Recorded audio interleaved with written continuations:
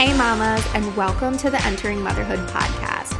If you're here for this, if you're as pumped up as I am and searching for that fire that you know is deep inside of you, then let's go. Let's uncover what it truly means to enter motherhood. You are a rock star. I believe in you. Let's doula this, let's crank it up a notch, and let's kick it into high gear together.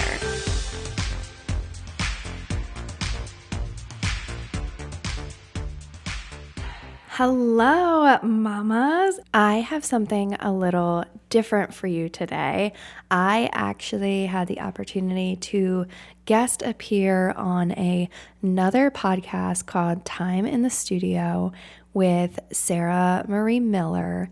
This episode was really fun to record, so I hope you enjoy it and let me know what you think about doing this kind of way of doing the podcast. I've been guesting on a lot of other podcasts out there and I've been sharing them on social media, but I think this is a really fun way to highlight those episodes and get you to have a chance to listen to them and get kind of a sneak peek of what their episodes are about by also just staying here and listening in. So enjoy.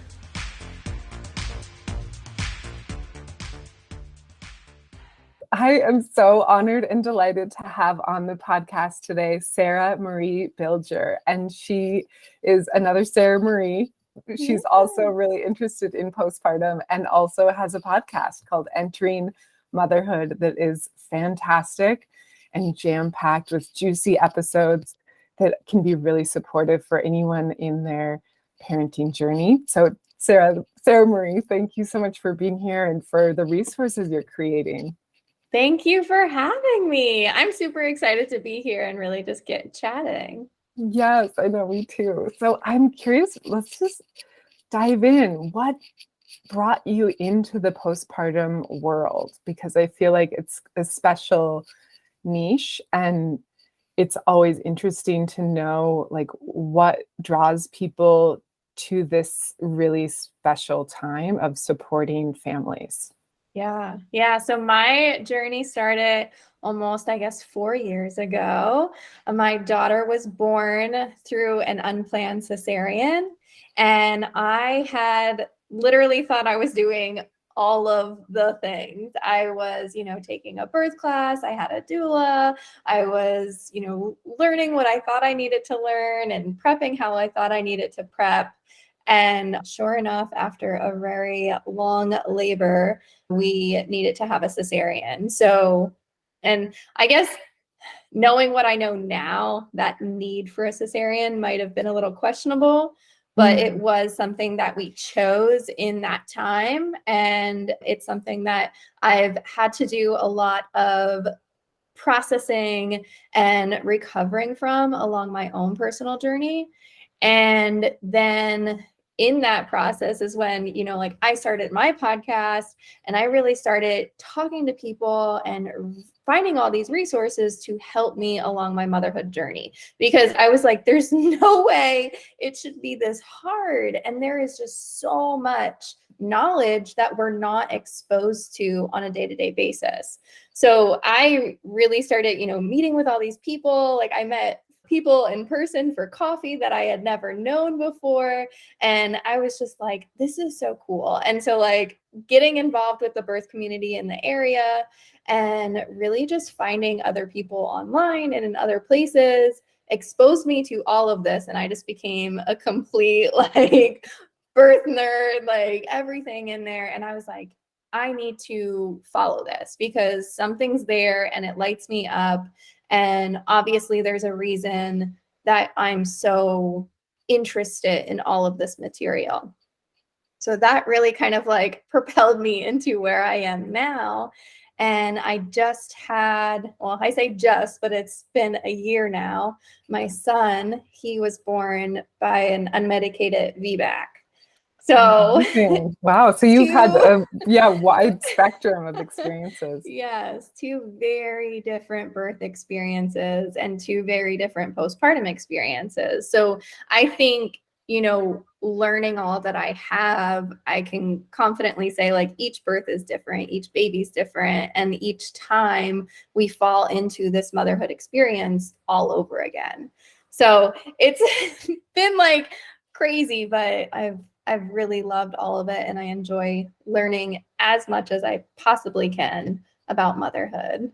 Oh, such a beautiful journey. Yeah, thank you for sharing that. And it is just this amazing kind of portal, and there's just so much potential there in the postpartum, in preparing for motherhood and postpartum. Like there's just it's this juicy time. I oftentimes hear about people that start podcasts either like while they're pregnant or, as they're about to give birth to their baby or right after. Like there's just this creative floodgates just seem to open, and healing through so many dimensions happens at that time too. I mean, it can be painful and not always sunshine and rainbows, but it's transformative regardless. Yeah. And I think if you're willing to be open to that experience and you're willing to receive like what's really happening to you, I think it makes it that much cooler of an experience. Because I think, like there's friends that I talk to about this kind of stuff and they're like, okay, yeah, like it's just you're a mom, like, and they're not as, I would say, like open to what is being presented to us. And sometimes like I feel unique in that experience, but then I, find people that are willing to dive a little deeper, get more, woo woo about it, and really just try to understand and let their curiosity go with this motherhood experience and really see like what is happening here. Yeah. Oh, so incredible. And it makes me think, I have some curiosity around, you mentioned briefly that there were such dramatic differences in your pregnancy, birth, and postpartum for both babes. I'm curious if there's anything you want to share there. And I feel like your journey with a VBAC is really powerful and potent too, because that's something that I think a lot of times women get scared away from even exploring that option, but it can be so empowering if it works for them, Yeah. Yeah. I think with my cesarean, it was something that I now understand as I almost like needed to experience to have such an appreciation for like what birth can become. So it's a weird concept of like kind of, I think if I didn't have that unplanned cesarean, I wouldn't be where I am today, and I wouldn't have such a curiosity and like a drive for wanting to have an unmedicated vaginal birth. I think, I went into it just kind of like, oh, okay, like I'm going to have a baby, like walk into the hospital, do the things that you're supposed to do. And when that didn't happen, I was just kind of like propelled down a path of like, why isn't this happening? And I was very like rigid and controlled with how things were going to go. And even like in the postpartum period. And I think it is too a little bit of that like first time mom syndrome kind of thing that was going on compared to now. But even in like the very early months of that like over hyper anxiety feelings and everything, I look back at it now and I'm just like what? Like, why was I like worried about all these little things? But I think it's just something that like, we kind of go through. And I think like I kind of went through it in a hyper state so that I could see and understand those feelings a little bit more so that I can hopefully, help other moms if they're feeling those same things. Yeah. Yeah. I feel like there's so much perfectionism in our culture and like getting it right, whatever that may be in our mind. And so I definitely see sometimes women or birthing people feel like just let down, maybe by their bodies or by their doulas or their doctors or the culture if they don't have the birth that they want. And I remember in one of my postpartum trainings or in one of my birth doula trainings, we just talked about like all the different possible outcomes and what can happen, and kind of like spelling that out during pregnancy. Like sometimes if we go down this path, like sometimes these other things will happen. And it's just, yeah, it's this portal of change, and you can't plan everything, like you can have the best intentions, and you don't always get to decide how it all unfolds. Yeah. And that's something that I try to prepare my clients for now. And I think it's something that, like intaking in clients and like going down the doula route, it's hard at first. Again, like just like a first time mom, like if you're a first time doula and you're going into this work, you're, not exposed to this before you get that experience, and to have to see a mom like go through something that maybe isn't ideal or exactly like what she had envisioned, and like you're seeing it from like a third perspective, like like you still did an amazing job, like like maybe this didn't happen or that didn't happen, but like you got this and that. So it's like, again, like that perfect scenario, you have to prepare them for like, hey, like these are going to be like I say like preferences, but it might not happen, or there might be like an external factor that like we're not envisioning. Like, how are you going to feel if that happens, or like how is this going to go? And I think it's like one thing like saying that you're going to like be okay, like if like this or that happens, like especially working with VBAC moms, like you hope that they get that vaginal birth, but sometimes it doesn't happen. Sometimes there's like different experiences. So I think it's just like being open to that like change, and learning how to, I don't necessarily want to say like accept, but process those changes. Yeah, that's so beautiful. I think that's really helpful, just to consider the range of possibilities of what can happen, because even like I've never given birth, I'm not a mother, but even in this training, like it just made me realize, spelling out the options of what can happen, it made me realize my own biases and the disappointment I would feel if I didn't have what I wanted.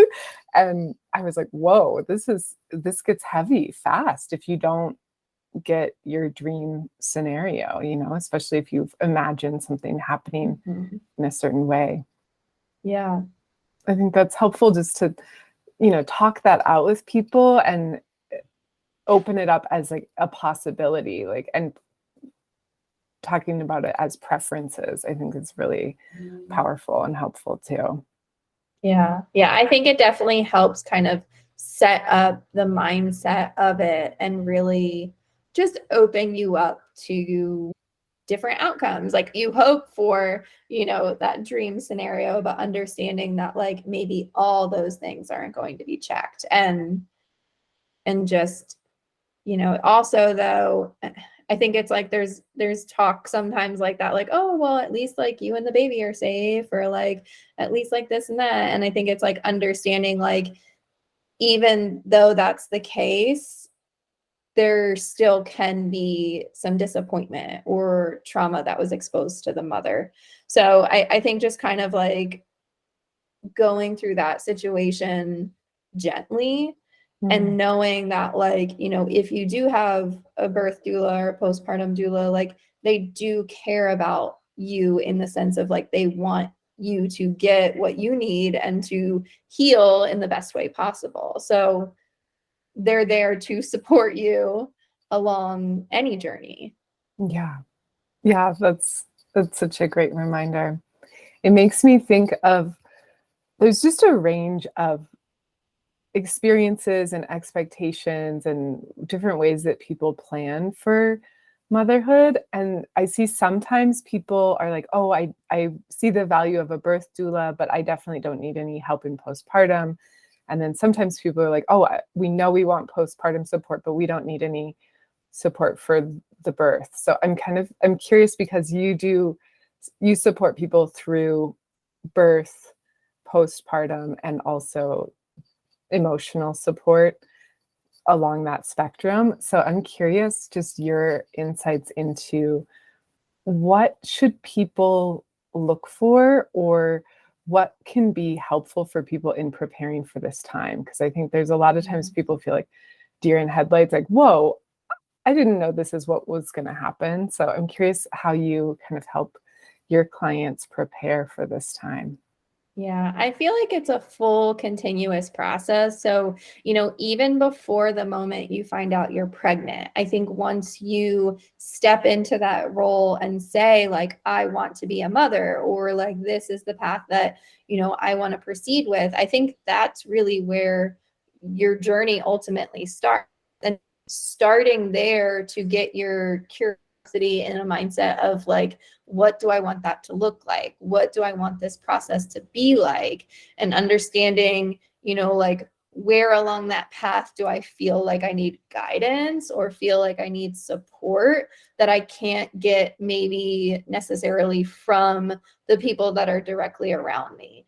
And so, like, a lot of the times, even if you do say like, oh, I just want like a postpartum doula, like I want somebody just to like come over, like do some house stuff and things and such like that, I think like you're not fully able to grasp like what those services are if you're not like initially kind of tapping into that, at least even like that space, that realm. Because I think, like if they are like taking care of your baby, for example, while you sleep, you need to have trust. You need to have a relationship built up with this person in order to be able to give them that space and welcome them into your home. So, most like postpartum doulas, I think, would kind of do like prenatal appointments, but like kind of seeing like what other services they have, or seeing like how else they can help you. Like maybe they have a workbook or like just free resources, or,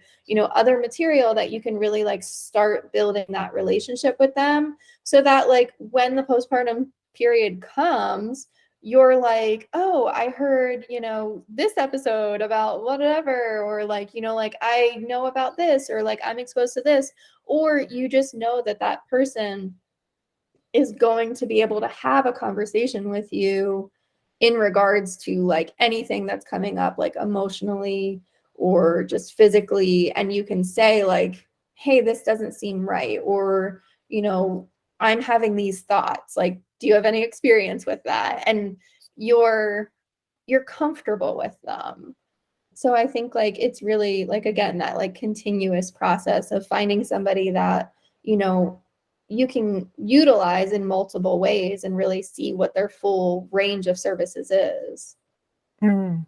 Yeah, I love that. I know. And I think it's helpful also to have like referral lists. And yeah, I think having different ways of offering support to people. I love that idea of a workbook, or like I have a list of recipes for freezer meals that for postpartum mamas. But yeah, I like that idea of creating more resources for people in that time. It's really helpful. I'm curious, what are some of the complications or things that people should know? Like, let's say someone had a C-section and they wanted to have a vaginal birth. Like, are there any resources there or suggestions that you have for making that transition? Yeah, I think definitely starting with processing your cesarean birth and really kind of like going through that and seeing like, maybe even if it's just writing it down and seeing like where you get caught up on saying like, oh, I wish this would have happened, or I wish this didn't happen, or, like what's really mentally kind of blocking you, or what you think, you could have done differently, or you could have like stopped this or that. Like, I think that was like a main thing that I needed to go through, and something that I hear like a lot of other moms that are preparing for a VBAC, like they needed to process that first cesarean birth and really like understand like that is what happened, but I can have a different outcome moving forward. And so I think that's like number one, like really just like mentally healing from it. And then also, like the physical healing. Like I never even knew what scar massage was until I was preparing for my vaginal birth. So, you can Google it, you can look up a lot of different resources, but like scar massage is important to make sure that the tissues are really, worked through and what's the word for it? Like resilient or Yeah, as like flexible. much as they can be. Mhm. So that's something like I went to pelvic floor therapy, I did cupping, just like basic hand massages on it, things like that. So like physically recovering from the cesarean as well. And then just kind of preparing your body in a way that maybe you didn't the first time around, or sometimes it could have been a breech situation where your provider was like, we have to do cesarean, that's what's happening. And so now like you might just kind of be like, oh, like I just don't want to have a breech birth again, like maybe spinning babies or different movements, like different things that you can kind of do to help prevent those outcomes again. And sometimes it's just situations that are like out of your control. So I think it's really just kind of looking at it differently and processing and understanding that you can have a different birth. It doesn't have to be, I think a lot of people think like, oh, like once you have a cesarean, you always have a cesarean. Like that's just what it is. And I think kind of like pushing that boundary and like getting curious on what your other options are. There's like crazy scenarios too that they say like, oh, like you'll never be able to have a vaginal birth, like your pelvis is too small, or like the way that your incision is. And I think just like continuously pushing that and getting curious about it and finding a provider who is willing to support your desires. And I think like you have to want it. I think, like to go through and have another cesarean, I think, that's a decision that's perfectly understandable as well. And there's people that do that, that's a choice that they're making. But if you want to have that vaginal birth, I think looking at what all your options are and constantly kind of like pushing for like, well, why does this have to be the case? What can I do, or what are my other options is helpful.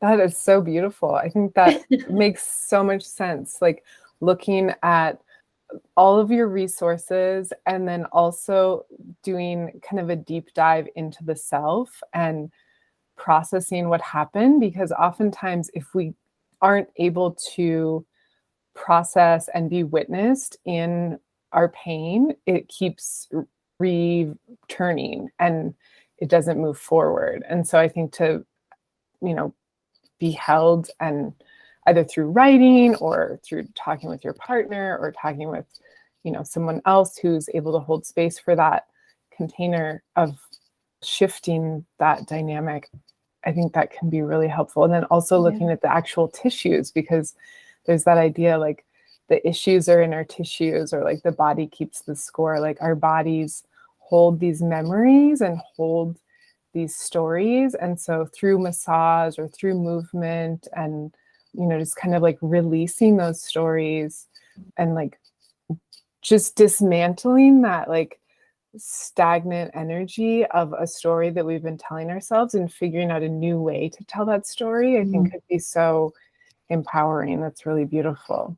Yeah. I definitely agree with that. Like figuring out a new way to tell that story and really kind of changing that narrative and seeing like, this maybe was out of my control. There is nothing that like I did specifically. My body can do this.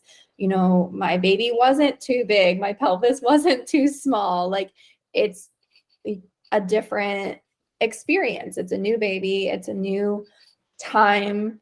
I think just understanding that and going through it. I mean, we started like a local support group here specifically for cesareans and VBACs. And it's been really awesome just seeing like these women come together. Like maybe some of them just had a cesarean and they know that they want to have kids again one day, but they don't know what that looks like or how long they should wait or what that process is like.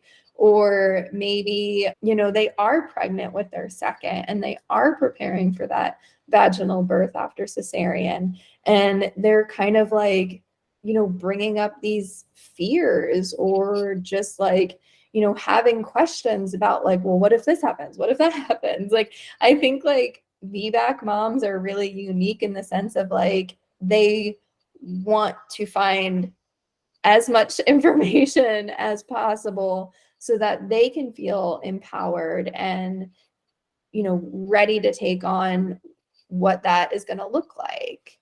So I think really kind of like chasing that curiosity and seeing, what information is out. Finding people that believe in you is going to help encourage you along that path. Like I definitely had resistance from other people in going and preparing for my VBAC. Like they were like, well, you're going to at least be in the hospital, right? Or like, what, you're going to do that? Like, isn't that scary? Like there's a lot of risks involved. And I mean, if you compare it, like there's just as many risks to have a repeat cesarean as there is to have a VBAC. So I think it's just making the decision and feeling confident in that decision that you're going to take is really like what's going to help. Yeah. Oh, that's so empowering. I think just feeling confident in your decision and proceeding in that way, because our minds will tell us what we're capable of. And if we tell ourselves and surround ourselves with people that say you can't do it, then you can't do it. But if you find a community that's like, you can do this, and you do mindset work and physical body work and, educating yourself, I think that is such a great step. Obviously that doesn't cure all things. There's like privilege, there's access, there's so many other layers, but I think mindset is an interesting starting point and can make a big difference in what we think we're capable of, and then just being more confident and proceeding from that place. Yeah. Hey mamas, I just wanted to take a second and stop real quick and talk about Postpartum University. If you are a mama or if you are a professional serving moms, it is an amazing resource to have. And there is also now monthly memberships that you can be a part of to get training resources and materials to help moms heal in the postpartum period. And like I said, if you're a mom, there are amazing resources for you there as well to help along the way. I'm going to leave a link in the show notes for you to check that out. And with that, let's just get back to the episode. Yeah, I'm curious, just talking about that idea of the difference between your postpartum for your C-section versus your VBAC. I'm curious what that felt like. Like, how were they different? Yeah, I mean, obviously, like with my cesarean, I didn't have a vaginal birth. So, I was totally clueless on what like recovery was going to be like for that. Like, I didn't know if I was going to bleed still or like what that process was going to be like. And, if you don't know, you do still have a period afterwards. You do still, bleed after a cesarean birth. And you also have this massive scar on your body, and you're kind of, you're physically kind of restrained to that incision. And it was interesting, like to have to come home with this little baby and, I couldn't lay down all the way. It was too painful to get in and out of bed. And I was nursing her too, like different positions that you have to hold them in because you don't want them to irritate the scar or touch the scar. Really kind of like taking that and not knowing what that was going to be like. Like I did not prepare to have a cesarean. Like up until the day that it happened, I had no idea that that was going to be my postpartum experience. So I think also like just being in that kind of like new mom state, or just even just like that new baby state, navigating all of that, I kind of pushed myself to the back. Like it was like all focus on the baby. And I really didn't take time to understand like what had happened to me and like what that process was like. And it probably wasn't until about 6 months postpartum that I felt like I almost like came up for air. And I was like, what happened? Like, what did I do? Like, I had major surgery. Like I was in the OR. Like I think it really was just kind of pushed down and set aside until all of a sudden I realized, like what I had been through.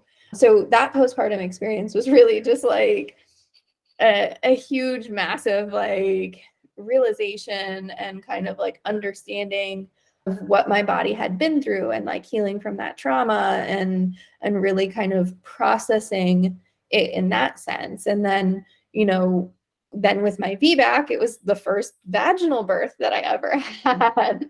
And like I had to get stitches. And so like, like recovering from stitches internally versus like the scar stitches and everything, navigating that, like understanding how my pelvic floor was different in that scenario, feeling like I physically could move better, but still needing to have to take the time to heal and recover was challenging because I was like, well, I feel so much better than I did, with the C-section because I'm not like on pain meds and I'm not like, having to deal with a scar.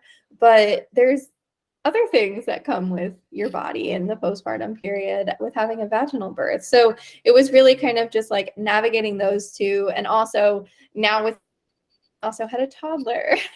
Oh, right. Yeah. So, it's not, you're not just caring for the newborn, you're also caring for a toddler as well. So, you think like, oh, like I've already done this once, like this is going to be easy, but now you're, juggling two kids and going through that process. So I think with every time you have a baby, you're entering that motherhood experience again and again.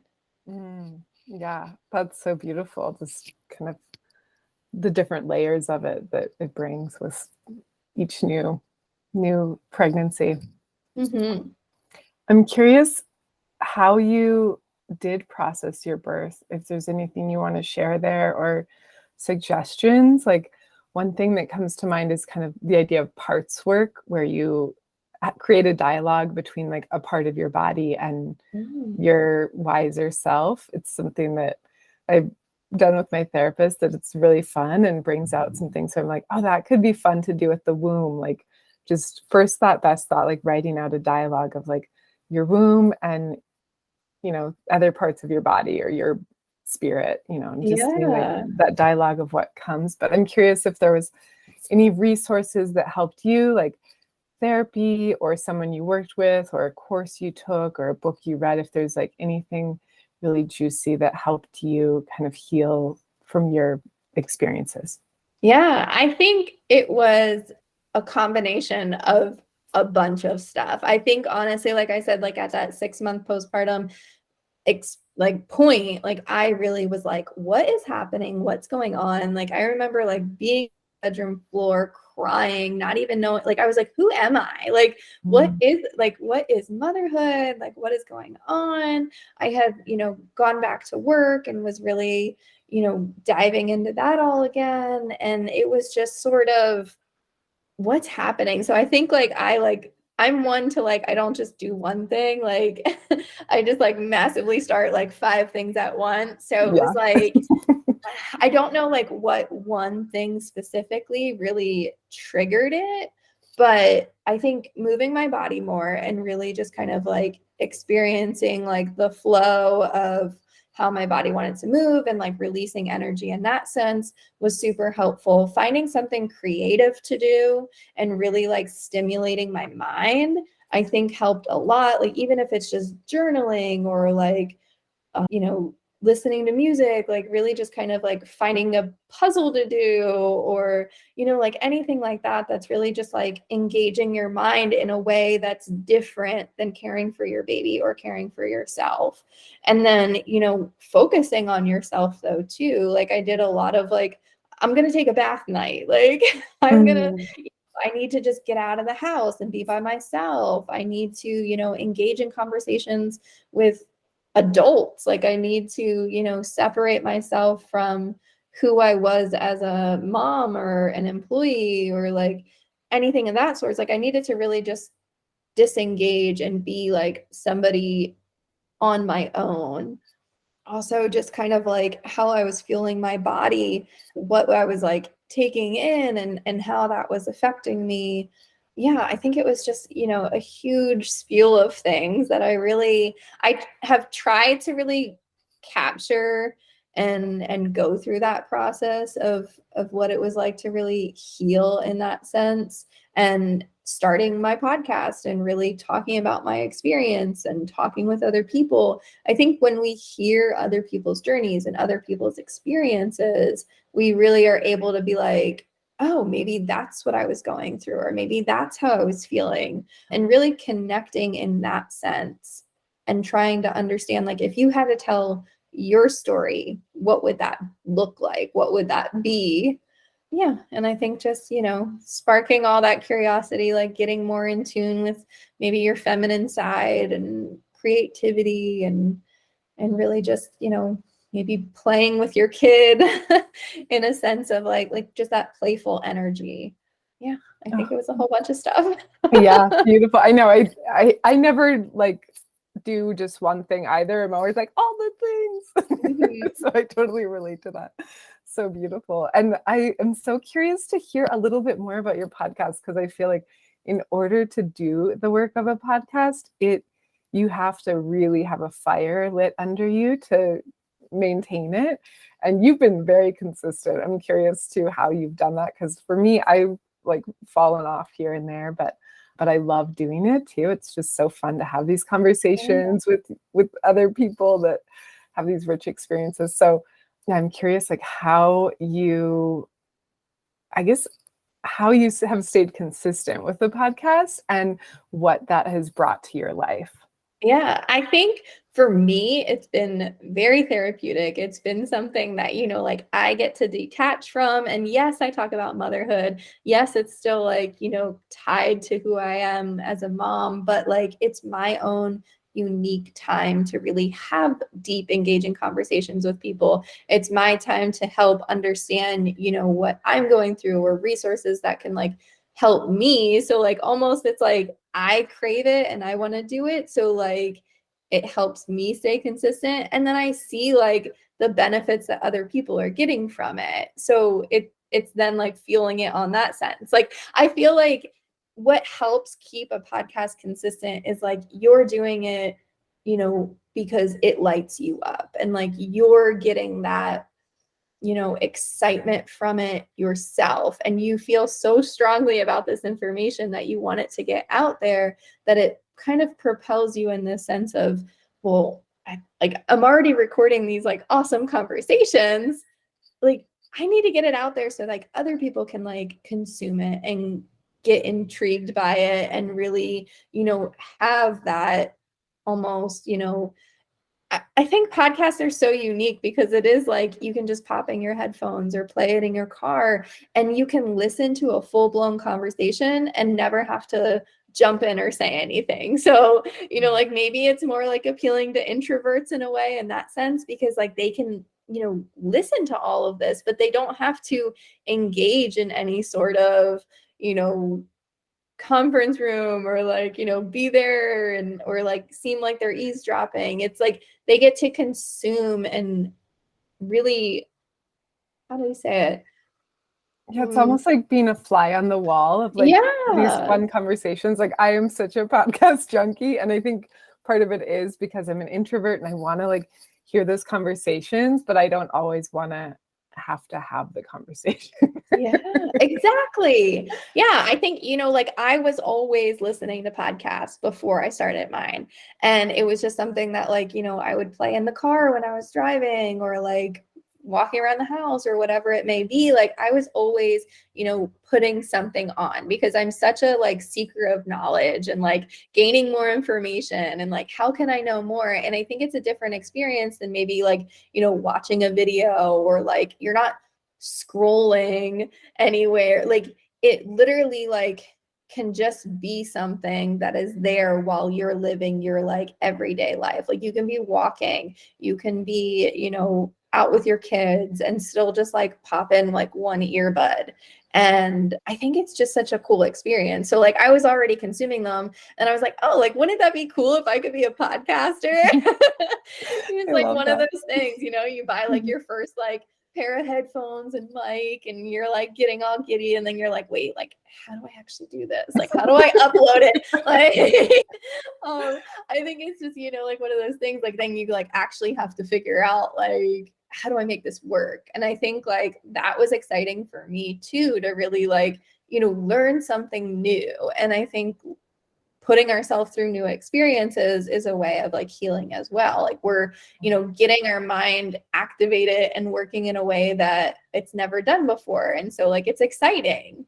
And so yeah, I think that's why like I continue to do it. And I did take like a little break, like just this past, I guess it was fall-ish, like the end of last year, because it was just like everything coming and I wanted to like, you know, be able to touch back for the holidays and like engage with my family a little bit more. So I intentionally, you know, took that time to really like disconnect and recharge so that I could like come back a new year, like starting again. And I think that's what's cool about podcasts too. Like you can do that. Like you intentionally say like to your listeners, hey, like I'm going to take a break right now, but like this is where else like I'm going to be hanging out, or like consume, like I said, like consume the other 120 episodes that I have. If you just started listening now, like there's a whole bunch of them that you can go back to and listen to. So there's always that like evergreen of content that like somebody that's just finding you, like maybe this is the very first episode that they're listening to and they enjoy the conversation. So then they're going to go back and just continue to consume or look and scroll through the titles and say like, oh, that sounds interesting. And I think that's what's really cool about it. Yeah. Oh my, it's such a, yeah, there is so much there. It's such a fun platform. I similarly just love getting to have these conversations, and it is so fun to listen back and just notice, oh, that's what that person was really saying. Like I love being able to kind of relive the conversations too. It's helpful. Yeah. And I edit all my episodes still. And like, I love like going back through and listening to it again, because sometimes when you're having that conversation with somebody, you even forget what you said, or you forget like what they said. And to have it just record it and there to tap into like over and over again, I think is just a really neat philosophy. And it's different than, you know, like, and even with transcripts and stuff though, too, like they can be, you know, consumed in different ways. So there's a lot there. It's good content. Yeah, so good. And actually, as you say that, it reminds me there's like a form of therapy of just recording your conversations and then like with a therapist or whatever, and then re-listening and listening to what you say can be such medicine and really reveal to yourself maybe how you want to shift your story or how you're thinking about things, and makes you realize like, oh, I could shift this dynamic in a different way. So that's interesting, just how it can be like a form of therapy too. Yeah. I completely agree with that. Yeah, so interesting. Well, I absolutely love chatting with you, Sarah Marie. And I have a couple bonus questions if there's time. Is that okay? Yeah, sure. Okay, awesome. So I'm curious, one thing you feel really grateful for in your life right now? Oh, one thing. I think, I don't know. I like what's coming to mind like immediately right now is like I have this picture of my kids like sitting here. Like I love consuming myself with like things that I like enjoy, but just their relationship and seeing them bond, I think has been really cool and something that I never, you know, knew that I'd be able to, you know, see, and really just seeing like their excitement in this time in their life, and just again like learning new things and having those experiences. Oh, so beautiful. Yeah, that's so sweet. I love seeing siblings together. It's just like the best. So precious. I'm curious, something you're excited about in the year ahead? I feel like I'm always terrible at these like rapid fire questions, but they're a little heavy. They're not like I the think easiest. It's not like coffee or tea, but I coffee or tea. know. I think there's a lot of stuff that I'm really excited about this year. I think, we have a couple weddings coming up. Like we have, different things planned. We might, try again for another baby. Like Wow. the year is still so young. I think that like really anything can happen. And yeah, I'm just excited to see like where things go, like where the podcast goes, where my business goes, like where my curiosity goes, like where just I can really kind of tap into a lot of different stuff and the people that I'll meet. I think that's what's been like the most fun. Like again, like being like mostly introverted, but like also like really enjoying like people's company and stuff. Like I like to say like I'm like introverted except for like around my friends. I feel like Yeah. I'm like a different person around people that I like thoroughly enjoy being around. And so just meeting new people that I'm going to connect with. Like if I think this past year, all of the people that I've been able to connect with and how cool of an experience that's been, I can only imagine like the amount of people that I'm going to connect with and hear from and learn from in the next year. So, yeah. So beautiful. Yeah, I love that. I'm curious, something that has been a challenge that you've overcome? Recently or just in general? Yeah, whatever comes to mind. Could be recently or in general. Yeah, I think, let's see. I think there's always like excitements and then like challenges too. And I think, like my VBAC was definitely something that was a challenge that I had overcome in this past year. And also just like building a relationship with my husband again, I think has been an experience, but it's something that like is challenging to like remember to tap into that and connect with them in that sense, because you are like like working on yourself and now you're parenting and you have your children, and it's like you have to remember that like that relationship is there too.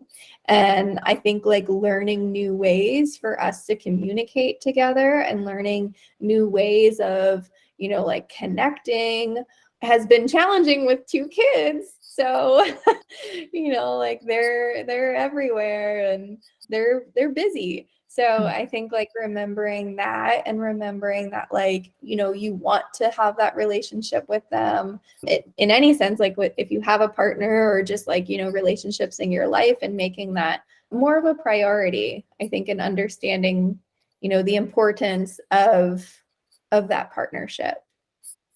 Yeah, so beautiful. I think it can be so challenging to navigate the relationship dynamics in postpartum and motherhood and parenting. And it's like, okay, that's what brought you together. So yeah, just kind of prioritizing that can be such good medicine. Amazing. Any last resources or anything that you want to shout out, anything that's been helpful in your journey, a book or a podcast or something that you want to, that you offer? Yeah, I mean, definitely like head on over wherever you're listening to this podcast. You can find Entering Motherhood, and I'll share all of the links that I have, as far as like I have a whole page on my website that's full of resources, and all of those resources are past guests that have been on the podcast. So it sends you like right to their episode, where you can find them, like how you can find more information with them. And that's something that like I really compiled. And then I'm also starting to do like some free resources that are basically like couple page PDFs of simple, like hacks and tips and ways that you can like navigate the postpartum period, or even just like items that I've found useful. And it's not like specific brands or anything like that. It's really just kind of like basic things that have helped me along my postpartum experience for both, but slowly like building that up more. I really want to create more resources for specifically like recovering from cesareans and like preparing for VBACs, because I think they are very unique as opposed to just like a general, list or resource of of postpartum material. Yeah, that's such a brilliant idea. I'll definitely have links for all of that in the show notes. So thank you for creating all of that. Amazing. Well, Sarah Marie, thank you again so much for making time. It was such a delight to connect with you and just be inspired by all that you're doing and all that you're helping people with. Oh, I saw also that you offer one-on-one consults with people. Just wanted to leave a little space just to talk about that too, actually. Yeah. What does that look like? Because that seems like something that could be done virtually. Yeah, that can 100% be something that's done virtually. Like, I mean, just like we're connecting here, it's just a way, like you can I make workbooks for, either birth or like pregnancy, birth, and postpartum, really kind of like being there as a contact person as you're working through that material, or even just like, if you kind of want to, pick my brain in a sense of like my experience and then like what I can, help you with, which is really kind of like understanding your pregnancy and birth and postpartum experience a little bit more and using the resources that I've gained. Amazing. Cool. Thank you so much, Sarah Marie, and have a wonderful day. And I'm excited to trade podcasts and be on your podcast in the near future too. Yeah, thank you so much. This has been amazing. Oh, yes. So fun to connect with you. Well, I hope you enjoyed that episode as much as I did creating it. And thank you so much for being here this week and getting a chance to learn more about motherhood and your journey here being a mom. If you loved this swap idea and you want to hear more episodes that I have been guesting on recently, let me know and I will make sure to share them with you so that you can hear about other amazing, awesome podcasts that are out there that are supplying information for moms. Thank you, mamas, so much for listening. Remember, you are a rock star. I believe in you. Let's doula this. Let's crank it up a notch and let's kick it into high gear together. Hit that subscribe button, share this episode with a friend, message me, email me, call me, beat me. You know how to reach me. We're doing this, mamas.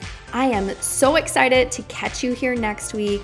This is your one-stop go-to place for helping you find the resources you need to make the best choices for you and your family during pregnancy, birth, and most importantly, postpartum.